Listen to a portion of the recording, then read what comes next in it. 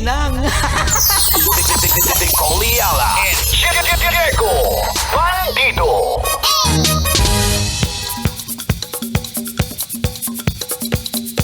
Oh, may good news ka na naman yata. Hey! May good news ka na naman ba? Hey!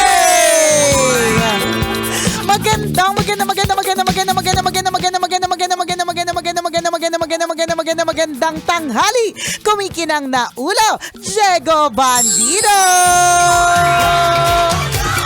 Diego.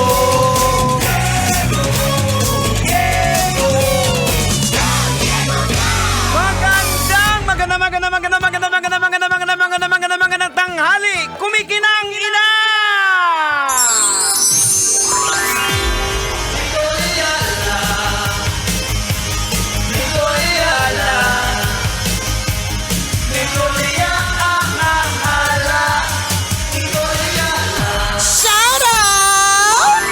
Sa lahat ng mga kabisyo nating tinuturing kong mga mahihinang nilalang. Ang yabang ng tita. Ang yabang. Yung auntie ni Konya. Ang yabang ng ante. De, gusto ko lang pong mag-flex yan. Yeah. Galing po kami kasi sa isang team building activity, yung Love Radio. Syempre, kapag ka team building, may kasamang sessions talaga Correct. yan na seryoso, 'di ba? Pero meron ding kasamang fun part. Yes, Yan. Yung kapag katapos na yung sessions, pwede na mag-videoke, Yan. pwede na magkwentuhan, pwede na mag-swimming, Correct. pwede na mag-inom. Ayan. Yan. Pwede ka na maging ikaw. Ayan! Diba? Pwede mo nang tanggalin ang pagkukunwari ng pagsiseryoso mo. Lumalabas na yung mga alter ego. Ayan! Nakakalurkay. Kaya ako sinabing shoutout sa mga mahihinang nilalang. Kasi nararamdaman ko mismo na kung sino pa yung mas bata, mas mahinang nilalang pa pagdating sa inuman. Correct. Ang corny nyo. Correct. Kasi nung kami po ay may team building, natapos tayo sa activity natin 10:30 PM. Yun. 'Di ba? So syempre ang 10:30, kung may kasamang inom, maaga pa. Correct, correct. 'Di ba? So maaga pa. So madami namang nag-umpisa sa 10:30, marami na mga umabot ng 12. Yan. Ayan. May mga umabot ng alauna. Ikaw Ayan. hanggang oras ka? Mga Past 2. Magti-3 na rin din. Magti-3 na din. Magti-3 AM. Magti-3 AM na din. At syempre, ang inyong auntie ni Coliala. Hanggang anong oras? 4:10 AM.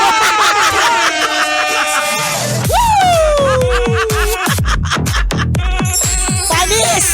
Panis lahat! Tapos nakakaloka, pagdating pa nung pag uwi pa natin ng Sunday, kinikwento ko dun sa isa nating PA na si Charm. Sabi ko, alam mo ba may dentist appointment pa ako sa Urban Smiles ng pagdating natin ng Monday. Tapos sabi niya, ha?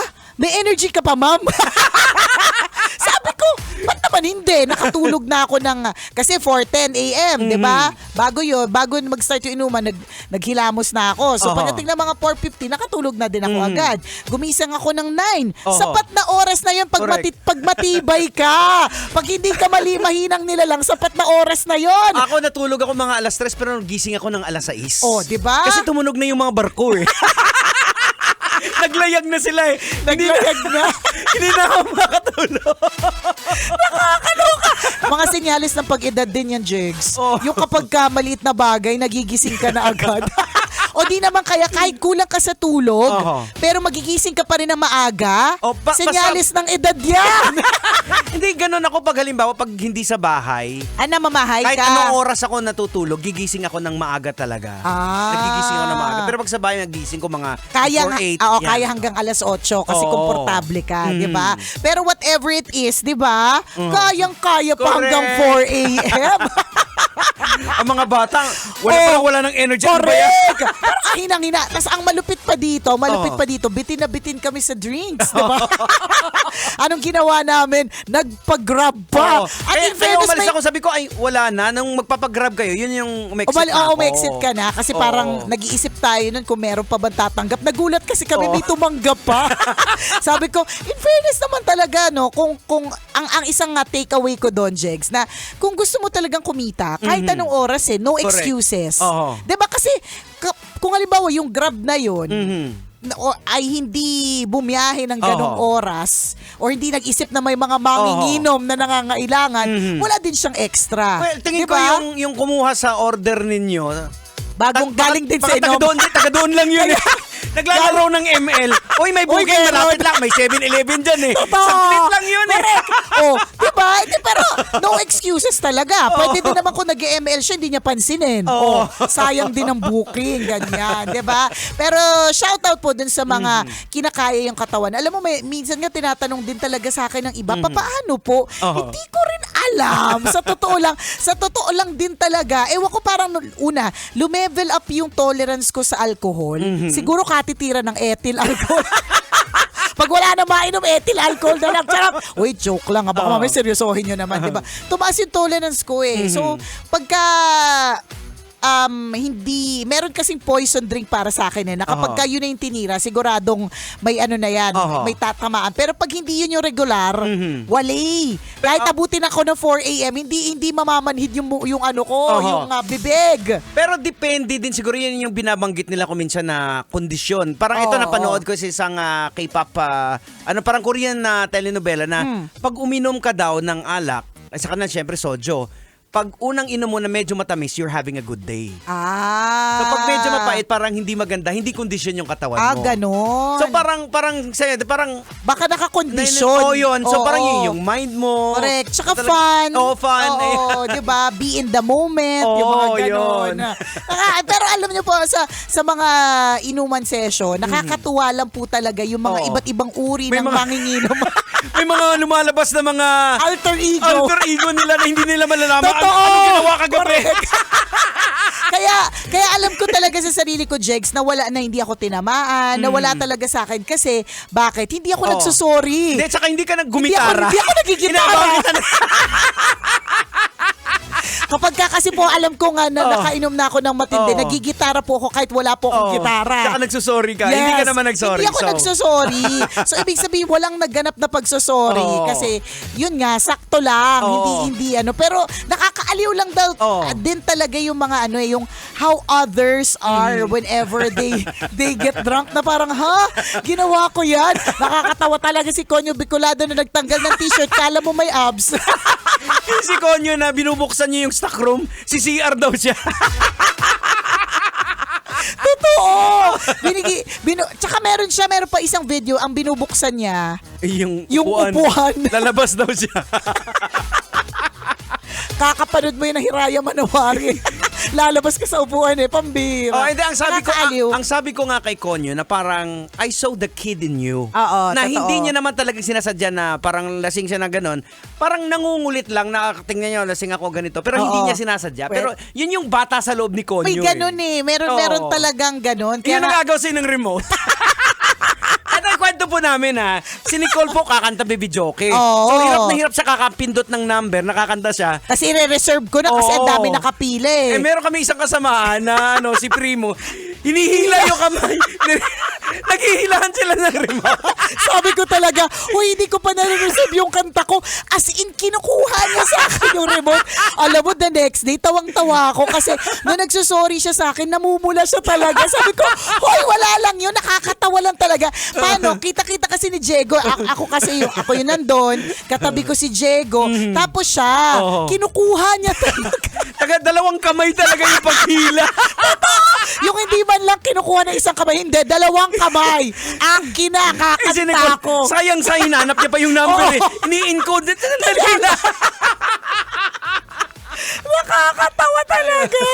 Ay nako, kaya yun yung mahalaga na kunyari kayo po ay ano ngayon Tuesday, 'di ba? Nag-iisip na kayo kaagad ng mga ganap sa darating na weekend. Yan. Siguraduhin niyo lang na kung may ganap kayong mga ganyang klase na inuman, meron pong matitira po sa inyo na matibay ha. Correct. Yung hindi pwedeng lahat kayo mahinang nilalang kasi mahirap Mabuti kung ganun lang yung ginagawa na nangaagaw lang ng remote, 'di ba?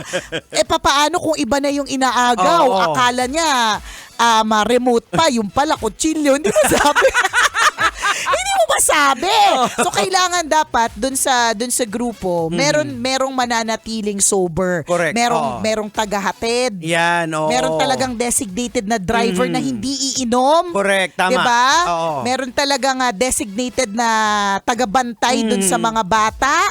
Actually, yun yung isa sa mga reason kung bakit nagstay ako. Sabi ko, baka may medyo masobrahan, andyan ka nakaalalay. Correct. Pero sabi ko parang hindi naman as in, parang Hindi. clean fun lang talaga, parang kasi more on tawanan, kantahan, yun kantahan lang. lang talaga siya. Hindi, tsaka alam mo kung bakit. Alam mo kung bakit hindi rin umabot sa sukdulan. Kasi may bayad yung drinks. Kung siguro libre yun at unli, ako sigurado ko 2 a.m. pa lang.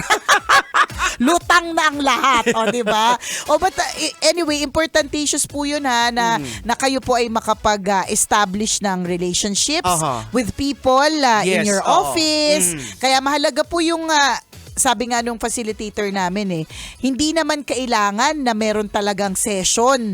'Di ba? Every day is actually a time for you na pwede kang mag-reconnect sa mga sa mga kaopisina mo. Lalong-lalo pa na ang opisina mo ay ang pangalawa mong bahay. Yes, 'Di ba? Totoo 'yan, sa sobrang pangalawang bahay. Sino po sa inyo na nakatutok ngayon na nasa opisina, may tsinelas na kayo diyan, 'di ba? Meron na kayong mga sabon diyan, 'di ba? Dito nga si Kadjot nagtitinda na ng panty liner. Totoo! Kasi all karamihan nandito. Most of your time you spend here. Correct. Hindi may mabibilang ka ng panty liner. Hindi si Kadjot paninda ni Panty Kadjot. liner. Sabi niya, sexy. May palaman na ako. Sabi ko, anong palaman? Sabi niya, eto. Nagbebenta na rin siya ng panty liner. Kasi nga, yung opisina is considered as a second home. So, mahalaga po yun na makapag-establish ka ng friendships dun sa mga tao sa paligid. Diba? Hindi naman kailangan friend mo lahat Kung pwedeng friend mo lahat, why not? Yes, Pero yung meron kang ka-close, may nasasabihan ka kapag ka nasi-stress ka, nababurnout ka, mahalaga po talaga yun. Correct. Diba? Lalo na kung isang team kayo talaga. Correct. Kasi you have one goal. So dapat yung goal yung tinuro sa atin ako. Tama. Ano ba talaga yung goal natin para sa ating team na ito? At doon tayo dapat magkakaiba-iba man ang ating mga paraan, pero doon pa rin tayo sa goal natin. So for example, ang opisina po ninyo, ang goal po ninyo, meron kayong sales target. Yan, 'di ba? Meron kayong tina-target na sales. Lahat kayo sasama at sasanib puwersa para ma-achieve yung target na yon, 'di ba? So good luck po sa lahat ng mga kabisyo natin na nasa mga opisina at kung ikaw din ay nag-a-apply pa lang sa isang opisina, good luck din sa iyong pag-apply at naway ang iyong pag-apply maging fruitful at tanggapin ka ng kumpanyang yan. Kapag hindi ka tinanggap, siguro hindi lang kasi talaga nararapat para sa iyo. May ganun talaga hindi pa panahon. Kagaya sa akin, lagi kong binabalik-balikan na 3 beses ako nag-apply sa the same radio station. Siguro hindi pa talaga oras, pero may ginawa ako. Again, sabi ko, sige, may kulang pa sa akin. Nag-try ka improve ko. mag-improve. Nag-try ulit. Hindi pa, may kulang pa rin din sa akin. Diba? It's always a challenge for me. Correct. Sabi ko, until na maubos na yung mga magagaling. Tapos, kinuha ka na. Until na nadala na sila sa awa. Diba? Total, may 6 months pa naman kung tatanggapin natin to. Hindi. Totoo naman, tanggapin natin. Total naman, pangatlo niya na. Diba? Ang tinuturo naman dyan ay perseverance at determinasyon. Tama. Pwede, diba? Ako, ang isang favorite story ko, Jegs, meron ako isa talagang gustong applyan na kumpanya dati nung pakagraduate ko. Malapit siya sa amin sa Mandaluyong. Parang isang tricycle lang tas isang jeep away. So talagang malapit siya tas napakalaki niyang kumpanya. Ang hindi ko makakalimutan, Jegs, dalawa kami, sabay kami na isa kong kaklase na mag-apply doon. Okay. Natatandaan ko itong kasabay ko na to, alam mo yung ano lang, yung sobrang happy-go-lucky sa school. Nagdedepende lang sa kaklase. Pag may homework, nangungopya. Minsan nag-absent. Nangunguna kapag ka 15 minutes, wala pa yung teacher, nangunguna na sabi na, wala na, cut class na, ganyan.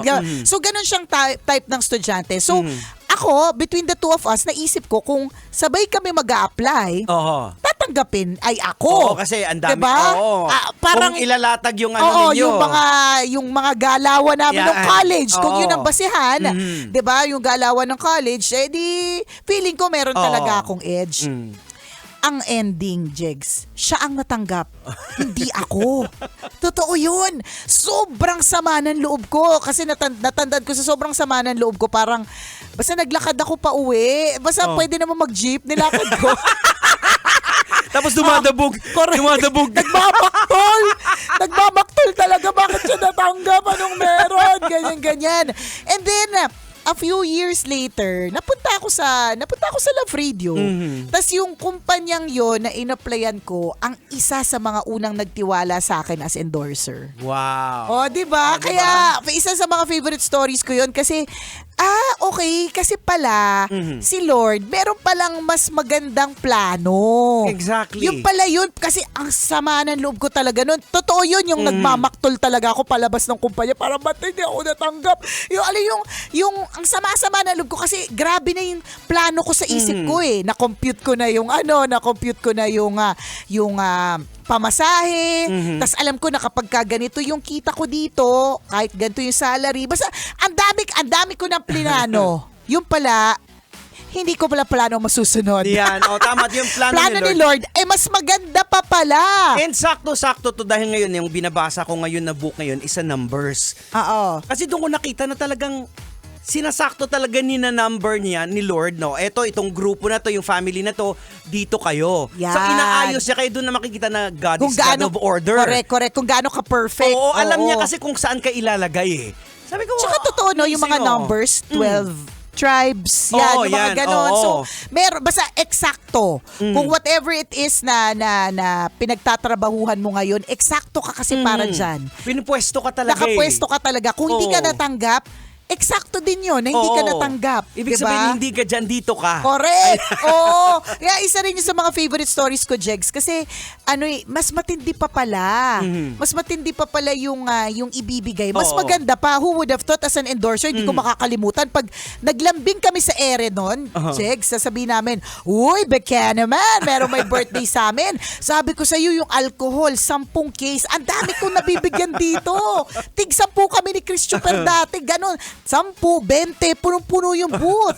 Kasi ganun nga eh. Ganun si God na meron kang plano, Correct. pero meron siyang greater plan. Oo. Nakaka-disappoint kasi and it's only but human na makaramdam tayo ng pagmabaktol, galit, inis. Kasi may plano tayo, tapos hindi natupad eh. Oo. Diba? Kasi ako doon nakikita ko sa inaaral ko na sa books and numbers na parang nilalagay ka niya ayon doon sa skills mo. Yan. Yung mga tribes, pinosisyon niya ayon doon sa dito sila magaling. Correct. O, eto dito sa south kayo, eto sa napaka-amaze lang talaga eh. O, diba? Dahil kilala niya tayo, dito ka dapat.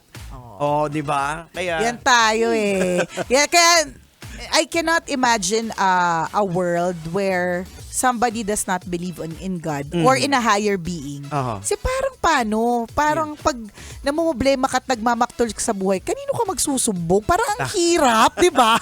Ang hirap! Wala lang, isang pagpapalala that there is a God. Meron Yes. pong higher being amongst us na pwede po nating hingan po ng tulong Tama. na alam niya talaga ang lahat. Correct. Hindi yung kapitbahay mong marites na piling niya alam lahat. Tama. Oras natin, 12:39. Ako pong kumikinang naulo, Diego Bandito. At akong kumikinang ina mo, Nicole Yala. Kailangan pa bang i-memorize yan? Basic!